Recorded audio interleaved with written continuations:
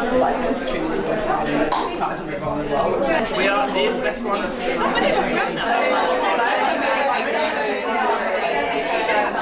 What I realise is the single most competitive advantage that you can give yourself is the ability and the permission to learn.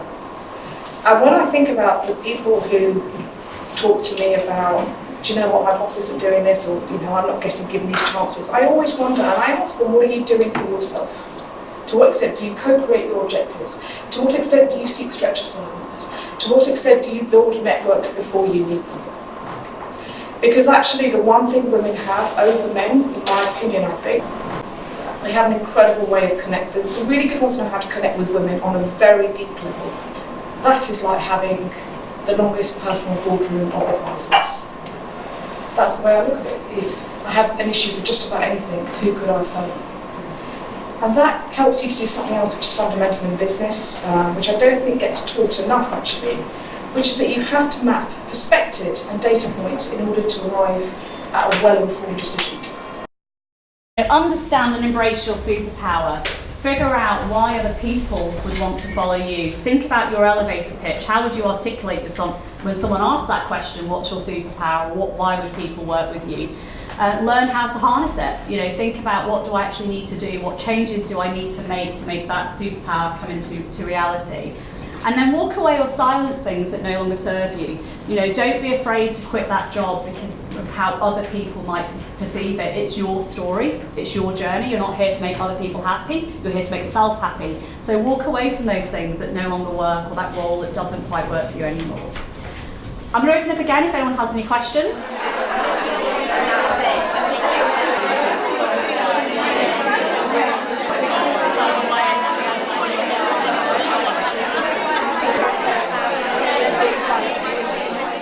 For me, one of the biggest leadership lessons that I have learned over the last few years is really about how to lead people. What I was good at, and my husband always says this, he says, I'm good at storming the beaches. I'm good at the ideas. I'm good at sort of seeing the opportunity. My first boss, brilliant as he was a crappy role model, frankly, for how to manage. I'd never worked in a big company, so a lot of what I've done has been self-taught. But it was about, okay, what do I as a leader need to do, and how do I grow as an individual in order to help lead people and have them, create a fully functioning team. What makes me as a individual and as a leader is authenticity.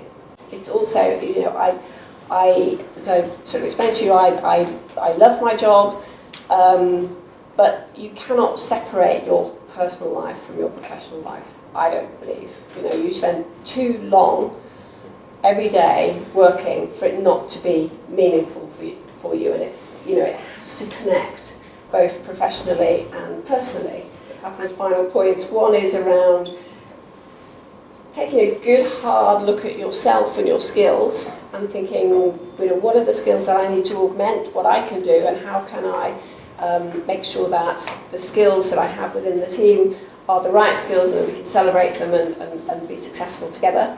And then the other thing is kind of just being authentic in both your personal and your professional life.